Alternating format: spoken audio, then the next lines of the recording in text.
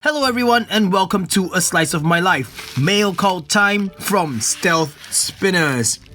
Max Salientes over at Stealth Spinners reached out to me and asked me if I was interested in reviewing two of his spinners. Now, I know I've never reviewed any Stealth Spinner product before on my channel. This will be the first, but it is not my first Stealth Spinner product. I actually own some Stealth Super Bearings that I bought off the Stealth Spinners website. That was about maybe like 3 weeks ago, I suppose. Yeah, but anyway, Max reached out to me and asked if I was interested in reviewing his Spider and the Aventador, and you can see that it is stainless steel. Now, the biggest reason why I never went ahead to purchase any of the other Stealth Spinners was because of two reasons, and you guys already know what the reasons are. One, it is made in brass, or the base metal is brass. Number two, it is coated, whether it's electroplated or PVD or Cerakoted or whatever. I don't really dig coated spinners much, and so the Stealth Spinners have so far always been a combination of both. But I have tried the B2 before, the black version of the B2, as well as the Sonar, also the black version of the Sonar. So shout out to Marcus because those were his and I actually tried it firsthand, and I will say that they're not bad spinners, but those designs didn't really appeal to me. But even knowing so, yes, I've actually shared the information with Max. He reached out to me still and said he wanted to send me a Spider as well as a stainless steel Aventador, which is the tri version of the B2, for review and my honest opinions. And so here it is finally, after about a couple of weeks, I suppose. Let me just say this, I really love DHL as a shipping fulfillment company, but DHL e-commerce is totally different from DHL Priority or DHL Express. Those are the way better ones. So if you guys are wanting to invest in shipping stuff out with DHL, I suggest you maybe try not to go for e-commerce because it's a super roundabout method of shipping your products to your customers, okay? So, here we go.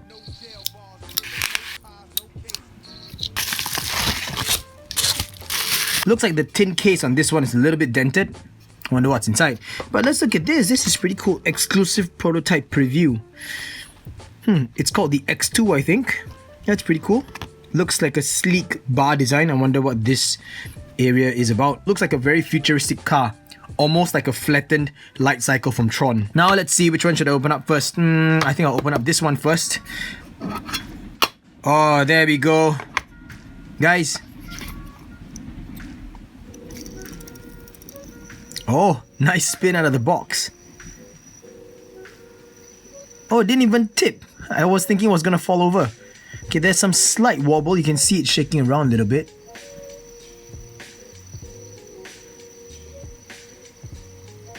Yeah, very slightly. There's a little bit of a wobble. Let's just open this up. This is the Aventador, everyone.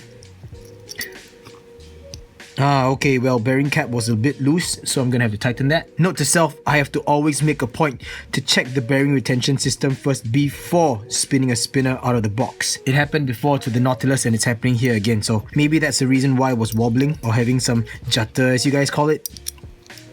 Right, once again, let's try it out. Yeah, that's much better. Still a little bit of a wobble, but much better than before. Very, very smooth and feels actually pretty solid as a spinner. You can see people actually filling these up with like colors or something, you know, like I don't know, with glow epoxy, I suppose, or maybe 2 trits. That's gonna be crazy. And then these raised edges over here with the design up here. On the inside there, that recessed area, it seems to have been finished differently. This looks like some kind of a sticker. Yeah, it's a sticker. Okay, well, I can see the outline of it is a sticker. So whoever's going to be thinking of doing any kind of flaming to this stainless steel version, you're going to have to remove those stickers first. So those are kind of matte silver stickers, which offer a pretty good contrast. It actually looks like the laser etching on the button, so pretty good. These buttons are very much like the Spinetic style buttons, and they have a Stealth Spinners logo right here. Interesting. Yeah, I'm right. It is basically a same shape and feel and dish. I believe it's even the same maker that makes these buttons, and then the laser etching is just different. So far so good. It is a pretty hefty spinner, and well, the inertia is good with this one. I actually feel it taking some time to kind of like start up, but then once it gets there, it's like it's just gonna hold on to the speed for quite long. I think this is gonna be a good warping machine. I'm gonna have to take it out into the sun later and see if I can get a nice warp out of this, but so far so good. I don't know if the raised edges will pose any issues, but right now, oh, okay, I feel a sharp part right here. Oh man, there is a sharp part right here. Right in between this area and the top part of the crown. I'm gonna call it the crown, the outside of that arm. Oh, that spot right there. Okay, that spot right there. Yeah, that's sharp. That's gonna be sharp. If you get your finger there, it's gonna, yeah, especially this particular corner over here. It's not finished very well right here. Yeah, you can actually hear that. So, Alright, let me just go grab my stubby because I'm gonna give you guys a size comparison. Hold on. Here comes the stubby. Put this case aside. Bigger than the stubby in all aspects, as you can see. Very obviously. And it is pretty long. Pretty tall. Even from the base up, about 1.5 times the height of a stubby. Maybe 1 1/3 times the height of a stubby. Yep. First impression, so far so good. I'm gonna put this aside. And you know what? I'll just leave it out of the case instead. And then let's get to opening the next case, which is this little one over here. Warning, choking hazard, in a very generic tin case as well. Wow, this one's on tight. Oh wow, look, I have a spare bearing. These are one of the super bearings, I believe. Oh, but the package is dark. Are these hybrid ceramics? What? I think they might be hybrid ceramics. I might be wrong, so I'll just put the correct one on the screen. But this might be hybrid ceramic super bearings. And this is the spider. Looks actually pretty cool. I've only seen the stealth spider in pictures, and this is actually pretty cool. Wow, brush finish on the sides, nicely rounded. These edges here, they don't seem to be finished very well. Feels a little bit gritty. It's not sharp, it feels kind of gritty, a bit grainy as well. Interesting. But these slots though, look at that, precise slots. Look at that. And if I'm not wrong, oh, I see, that's how it's done. Okay, cool. So these 4 up here, 2 on each arm basically, so a total of 8. These cutouts here are for trits. So you're supposed to put your trits inside, and then the glow will actually come through to these 3 out here. So that's really sick. So this is a trit machine. Man, I did not expect that to be a trit machine. This is cool. And then you have more slots over here as well. They're not cut through all the way, but they are nice slots that actually match the entire look of the spinner. And these buttons, I didn't even realize that there was a slight knurling on the side, and this is actually quite cool. The buttons are unique. I've not seen any other button like this before, where it's rounded on the side, but also gives a nice concave here. And that laser etching there is dark, way darker than that. That one looks like a white laser etching, this looks like a black laser etching, and this one feels good. Here is the bearing retention system, same as the Aventador over there. Make sure that this is tight.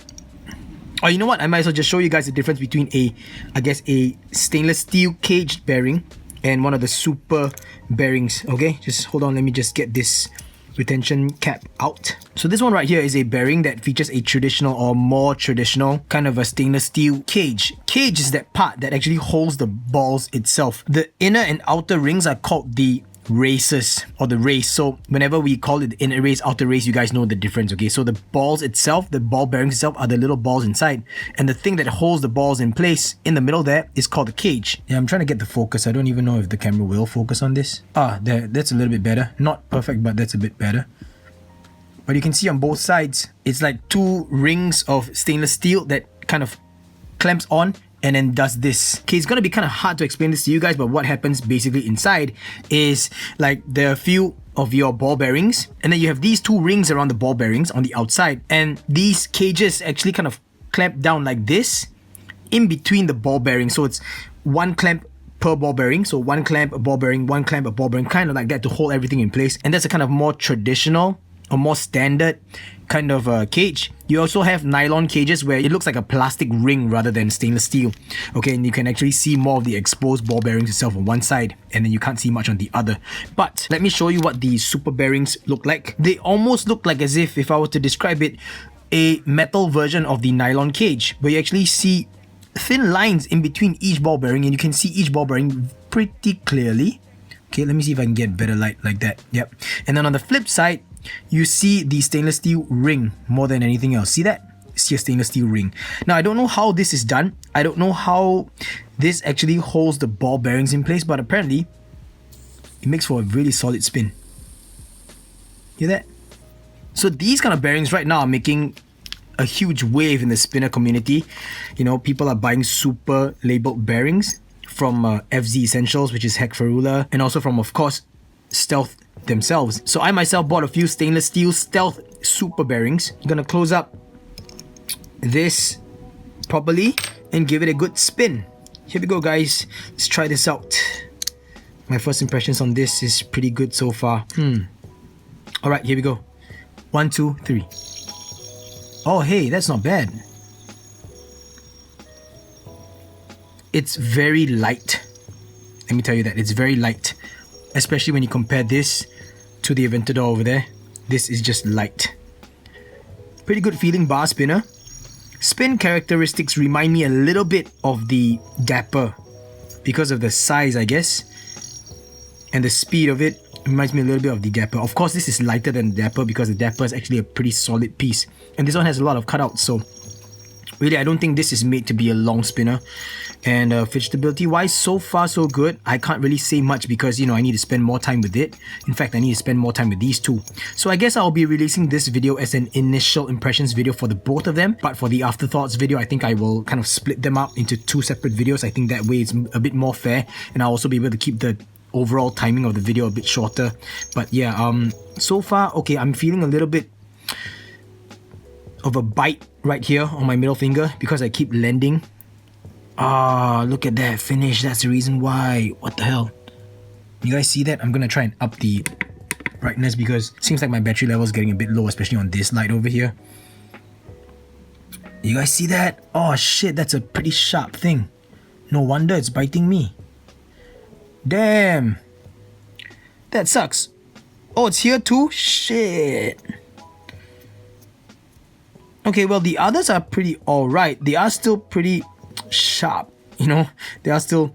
Okay, I won't say sharp, pretty harsh. But this one here is really sharp. Look, that finishing is bad. I'm gonna have to take a Dremel to it. Man, that sucks. Damn it! Okay, I'm gonna try and spin it this way instead, so that it's out of the way. Let's see.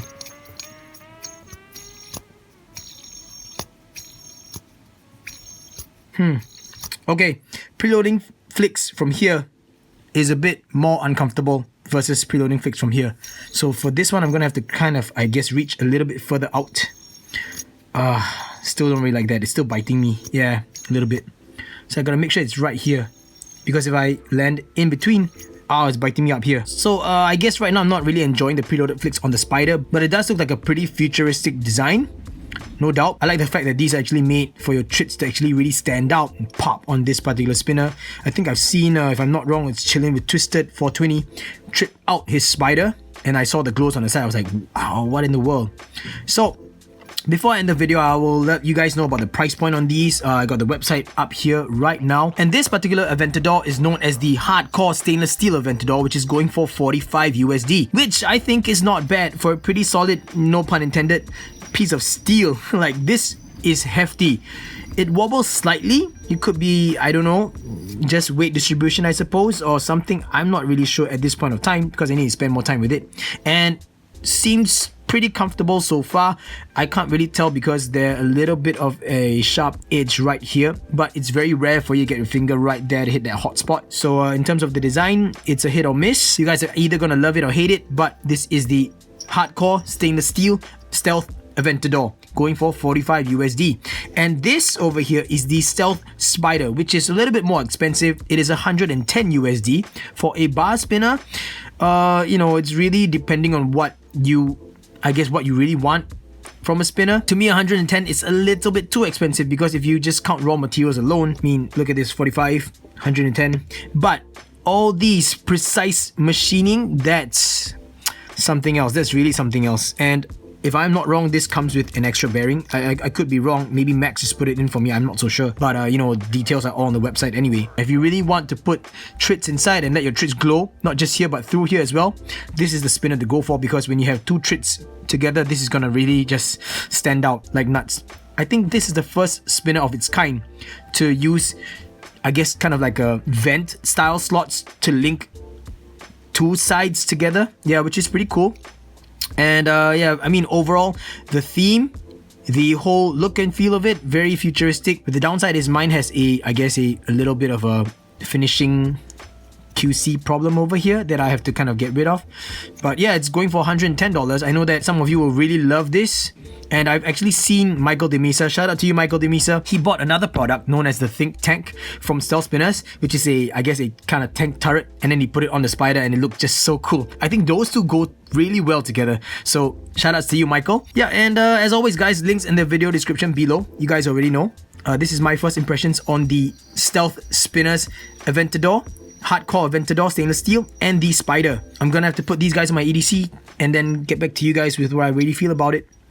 Yeah, my final verdicts and stuff. But once again, a huge shout out to Max Salientes. It's kind of strange to hold a tri and a bar, you know, in each hand. So yeah, I guess it kind of throws my orientation off. I don't know about you guys, but yeah, that's for me. So once again, shout outs to Max Salientes of Stealth Spinners for sending these out to me. I know it's not cheap, and I really appreciate you trying to get my honest opinions on these, and I'll make sure that I do just that and get back to everyone with what I really think about these two. Yep. Alright guys, catch y'all in the next slice of my life, and thanks for watching. Bye! Oh shoot, I totally forgot to show you guys the size comparison of the stubby and the spider. Here we go. I think the spider is about the same height as the Aventador. Yeah, about the same height. See? Cool. That's it. That's really it now. Thanks guys. Bye.